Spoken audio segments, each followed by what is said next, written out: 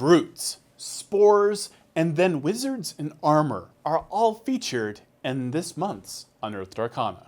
So we dove into 2018 in Unearthed Arcana with 3 new subclasses. A little crazy since we just released Xanathar's Guide to Everything, which has a ton of new subclasses in it, but we're constantly experimenting with subclass ideas, either because they amuse us, players have asked for them, we're toying with the idea of including them in a book, or all of the above. And so the 3 that we introduced this month fall into sort of several of those different categories. One of them is actually a further development of a subclass we experimented with last year for the wizard, and that was a subclass called Lore Mastery. It was a version of the wizard where you could tinker with your spells a bit, change damage types and whatnot, and you were in a way a spell kit basher. You know, you could make your spells function in a way that was different from how most wizards could make your spells function. In some ways akin to what a sorcerer can do with meta magic, but we tried to make it so that it felt more wizardly. That subclass had a mixed response, which was one of the reasons why it didn't make it into Xanathar's Guide. Instead, we ended up with the War Magic subclass for wizards.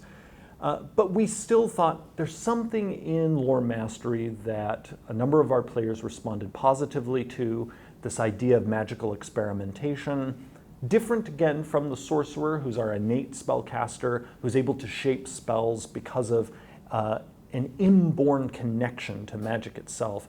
The wizard is the scholar, but in this case, with the School of Invention, we're leaning also into another side of the wizard that sometimes comes up in wizardly storytelling, and that is almost wizard as scientist, wizard as inventor, or wizard as alchemist, because often the alchemist archetype is associated with the wizard. So we thought, what if we took the pieces of Lore Mastery that people responded positively to and worked on creating more of a cohesive story for that subclass? And so we pushed a little further with the alchemical angle, but then also started to explore almost a steampunky idea of, imagine this inventor wizard who not only is experimenting with spells, but also experimenting with devices that can help you channel that magic. And we thought further, what if this was a school that is associated with people like gnomes and other magic inventors who've appeared in various D&D worlds. This includes not only wizards of various types, but also people who experiment with gunpowder and whatnot. And so we got this idea of this wizard, encased in this special suit of armor that can be used for protection, but then also to tinker with your spells a bit, and the School of Invention was born. We'll see, as always, if people like it, if they like this next iteration of what used to be called Lore Mastery. As always with Unearthed Arcana, if people really love it, then we consider, where might we go next with this subclass. But if people dislike it, we'll either try again or we'll lay it to rest. I've been glad to see that so far people have particularly liked some of the randomness that is in the School of Invention, because for anyone who hasn't read it, you'll see when you go to it that there are these tables you can roll on where you basically just spend a spell slot blind and roll and end up casting a spell that you may or may not have had prepared. And then there's even a chance that a second spell goes off as well. Now there is also some risk that no spell happens, but there's this element of gambling to see, all right, what if I tinker a bit with this magic, what's going to come out on the other side?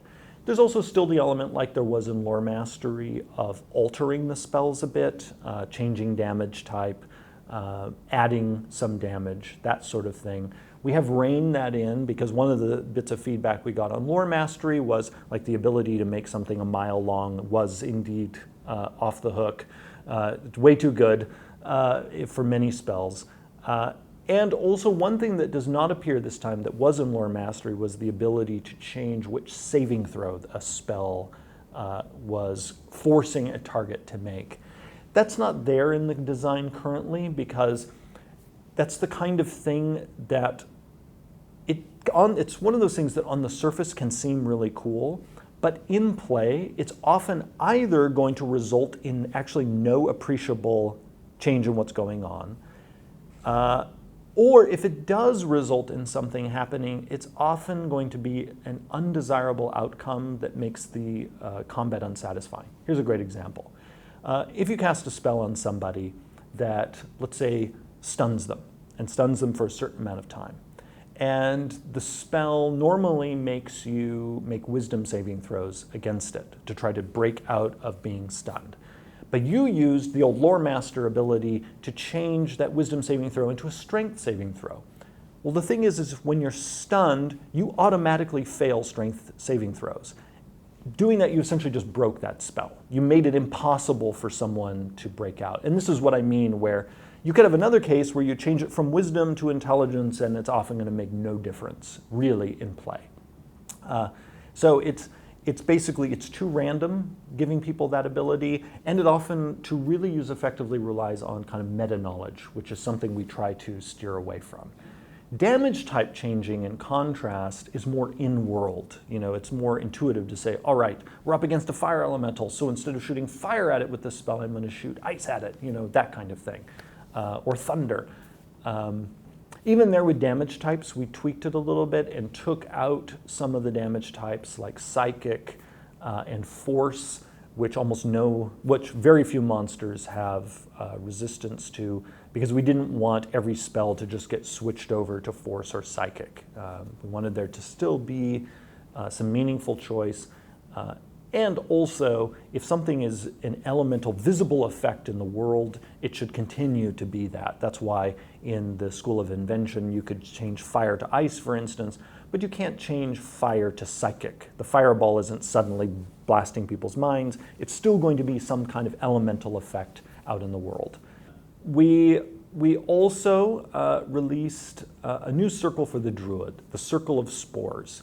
Now, this is a new subclass, but it is sort of distantly related to also a subclass we experimented with before Xanathar's Guide came out.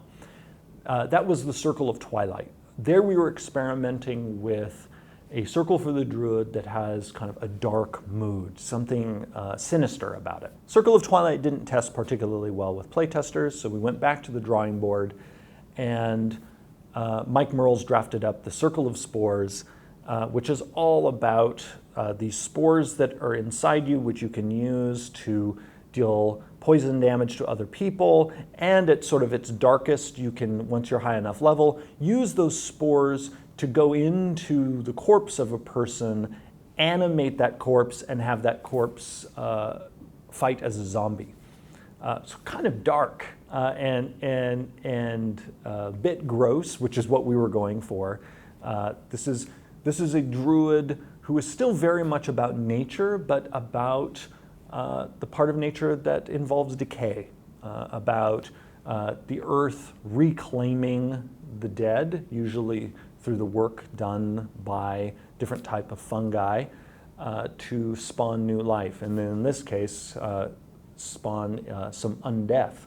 And we talk about in the subclasses text about these druids have kind of a complex relationship to the undead. Most druids want to destroy undead because they are against the natural cycle, whereas these druids view undeath as actually a legitimate step in the natural cycle. Their vision of the natural cycle isn't just life and death, it's life, death, and undeath. Their main opposition is to undead creatures that want to make everyone else undead. It's basically like, all right, as long as you stay in your place and you allow there still to be life and death, and preferably as long as you eventually accept that even you, undead creatures, should die, we're good. But if you don't accept those things, then the Circle of Spores druids are going to come after you, possibly with zombies of their own.